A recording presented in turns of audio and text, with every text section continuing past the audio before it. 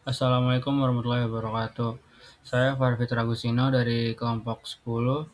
Saya di sini akan mempresentasikan sifat dasar cahaya, hukum Snellius dan Huygens. Apa itu cahaya? Cahaya adalah salah satu bentuk energi yang dipancarkan oleh benda atau sumber cahaya dalam bentuk gelombang elektromagnetik. Tanpa cahaya, kita tidak mungkin bisa melihat keindahan alam di sekitar kita. Cahaya sangat penting bagi kehidupan di bumi. Kecepatan cahaya. Kecepatan cahaya dilambangkan C dalam ruang hampa adalah 299.792.458 meter per detik. Sering dibulatkan menjadi 300.000 km per detik atau 3 miliar meter per detik. Nilai ini bukanlah tebakan, melainkan hasil dari sejarah panjang pengamatan astronomi dan eksperimen fisika selama berabad-abad. Keajaiban fisika, menurut James Maxwell, cahaya merambat sangat cepat di ruang hampa udara. C sama dengan 3 kali 10 8 meter per second.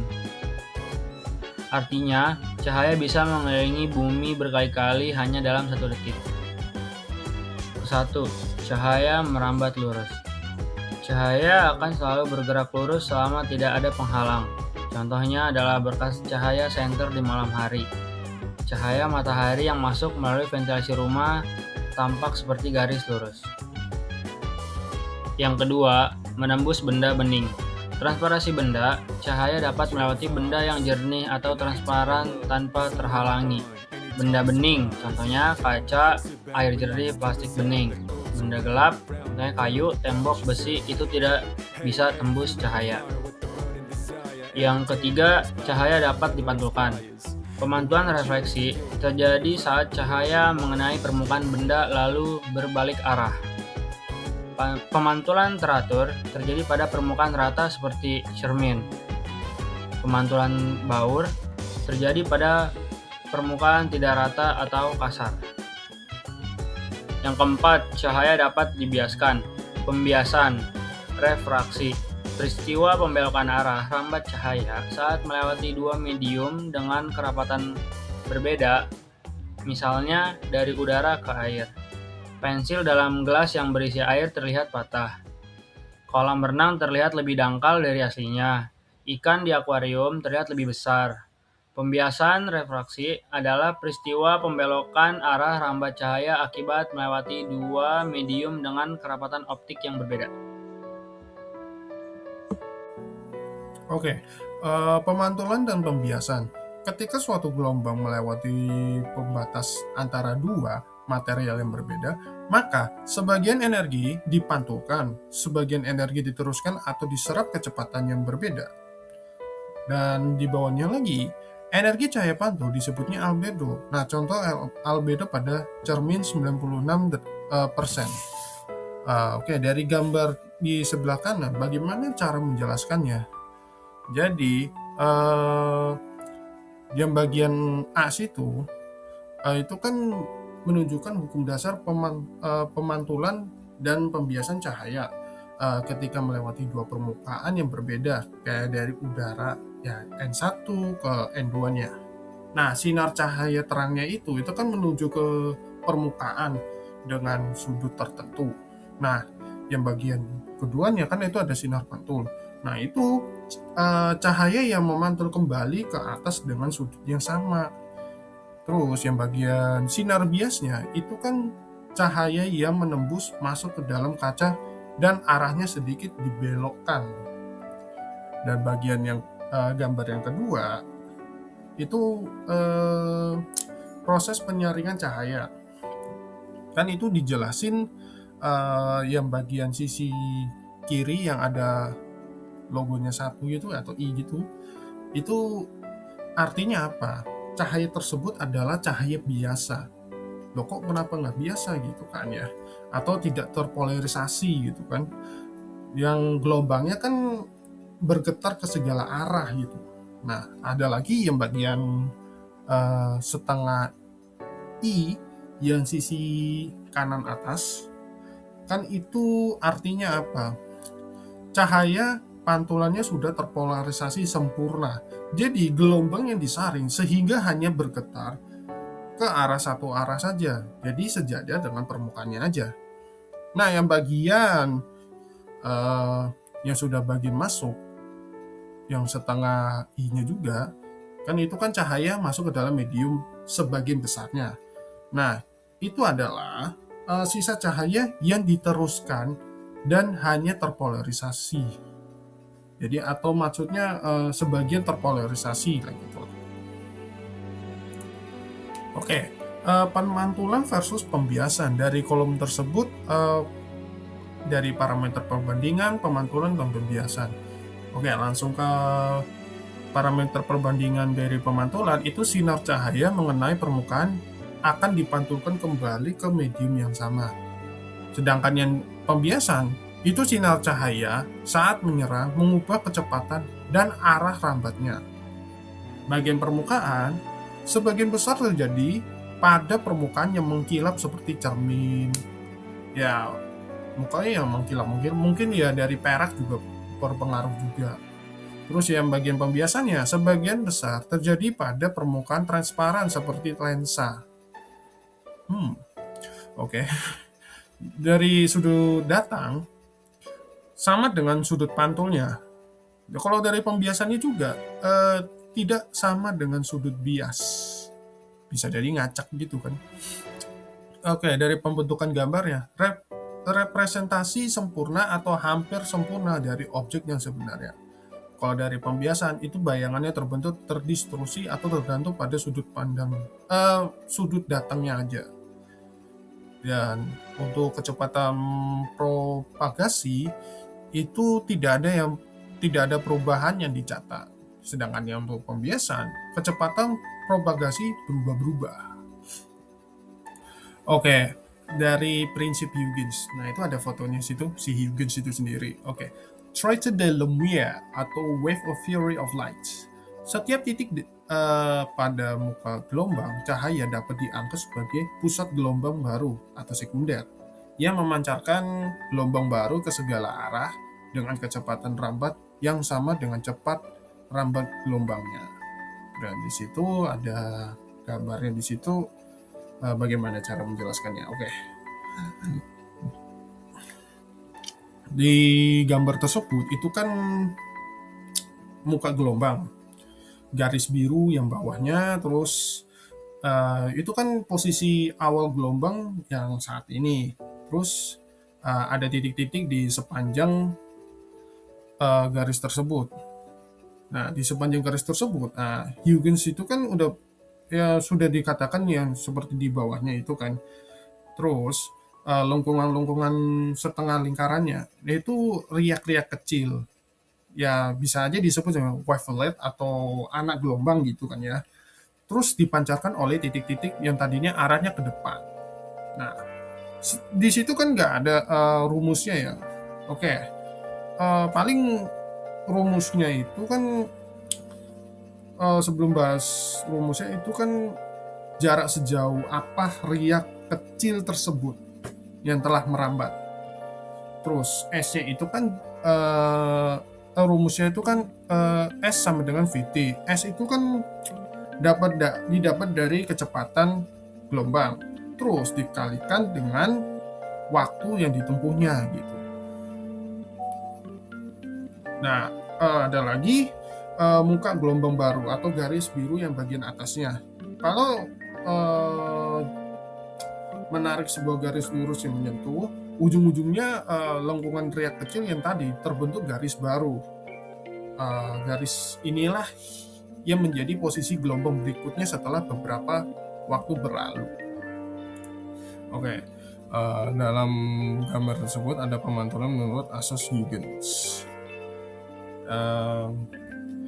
Gimana cara jelasinnya? Mungkin saya jelasin dengan singkatnya aja. Prinsip dasarnya itu di setiap titik pada muka gelombang yang datang, yang garis hitam itu bertindak sebagai sumber gelombang sekunder baru. Ketika mengenai bidang batas kayak cermin, itu gelombang tersebut dipantulkan kembali ke medium asalnya gitu, yang garis merahnya. Lalu jarak yang ditempuh oleh gelombang Q ke A itu sama dengan jarak pantulan dari O ke P gitu kan, yang dikategorikan sebagai X. Terus menggunakan perbandingan trigonometri sinus pada segitiga siku-siku yang terbentuk dengan sisi miring bersama yang AO itu. Jadi diperoleh AQ per AO sama dengan OP per AO sama dengan X per AO. Oleh karena itu, sinus Pi sama dengan sinus R. Jadi kesimpulannya itu sama dengan besar sudut datang dari Pi itu sama dengan sudut pantul. Jadi ini membuktikan secara geometris hukumnya itu pemantulan cahaya menggunakan pendekatan gelombang Huygens. Nah, ini juga pembiasan menurut asas Huygens-nya. Penjelasan singkatnya itu ketika gelombang cahaya pindah dari medium A ke medium B, kecepatannya itu berubah dari yang VA menjadi VB. Karena perubahan kecepatannya, arah gerak gelombangnya itu jadi menekuk atau membelok gitu. Jadi dengan membandingkan sudut segitiga yang terbentuk di kedua medium, jadilah rumus perbandingan di dalam kotak yang merah. Yang seperti kalian, jadilah sinus pi A per sinus pi B sama dengan VA per VB. Oke. Hukum Snellius dari yang pertama, sinar datang, sinar pantul, sinar bias, dan garis normal terhadap permukaan terhadap pada satu bidang. Yang kedua, sudut pantul sangat besar dengan sudut datang untuk semua warna cahaya dan untuk setiap pasangan yang terdiri atas dua jenis. Yang ketiga, untuk cahaya monokromatik dan dua zat tertentu pada sisi permukaan pemisah yang berlawanan, perbandingan dengan sinus pi A antar sinar datang dan garis normal terhadap sinus pi C antara sinar bias dan garis normal adalah konstan. Ya. Oke.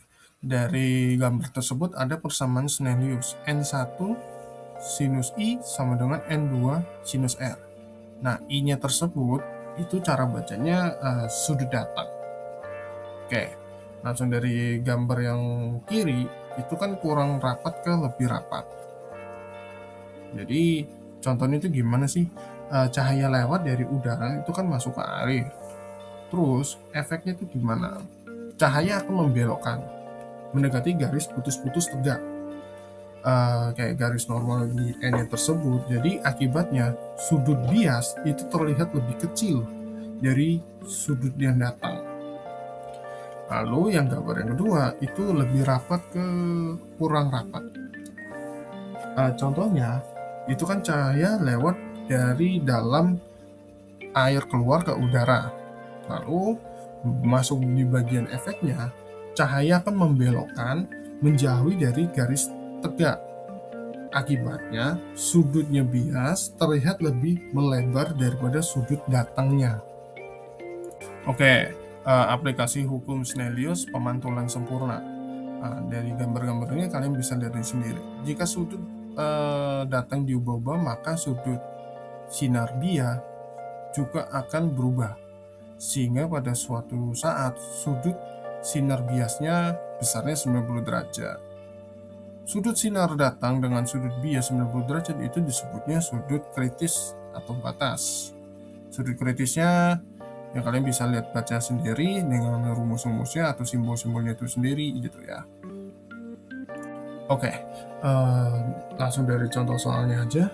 Itu Ucok mengamati cahaya di sepotong kaca di dalam indeks pembiasan 1,5 yang diarahkan ke dalam air dengan memiliki indeks pembiasan 1,33. Jika tuh sudut sudut cahaya dengan ukuran sebesar 30 derajat, maka berapa sudut pembiasan terhadap air.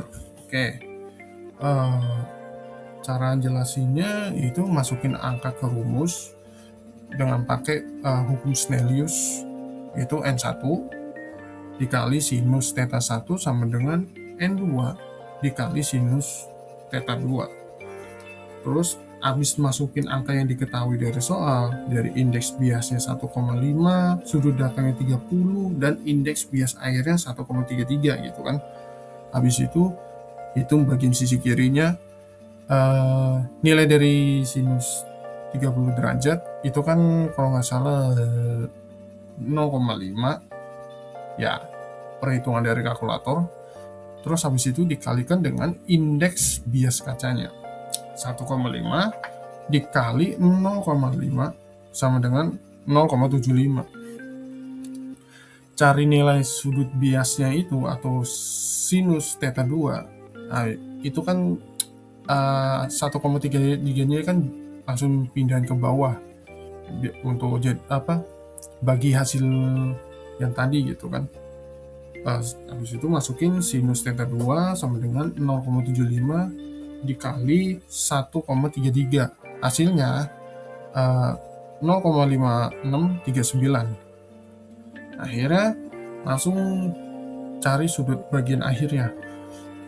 Untuk cari sudut aslinya kan pakai fungsi kebalikannya dari sinus. Dari yang 0,5639, hasil akhirnya dapat sudut pembiasannya 34,33. Jadi begitulah hasil akhirnya.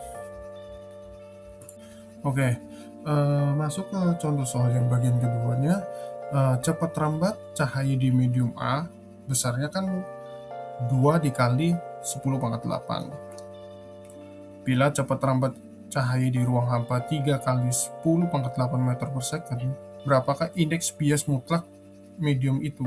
Oke, langsung cara menjelaskan dari perhitungannya itu kan pakai aja rumus indeks bias yang mutlak. Rumusnya itu N sama dengan C per F. Jadi kecepatan cahaya di ruang hampa dibagi kecepatan cahaya di dalam medium. Habis itu kita masukin angkanya yang diketahui, yang nilainya C sama dengan 3 kali 10⁻8 ke bagian atas. Dan yang bagian bawahnya itu kan 2 dikali 10⁻8 meter per second gitu kan di bagian bawah. Jadi penyebut gitulah. Terus coret angka yang penggaliannya sama, karena bagian atas dan bawah kan juga sama-sama angkanya juga sama 10,8. Nah, langsung coret aja untuk menyederhanakan perhitungannya. Jadi kan hasil akhirnya kan yang tersisa di situ kan 3/2. Kalau dijadikan desimal, jadi hasil akhirnya kan seperti yang di situ 1,5 kan. Jadi indeks bias mutlak medium A-nya itu adalah hasil akhirnya 1,5.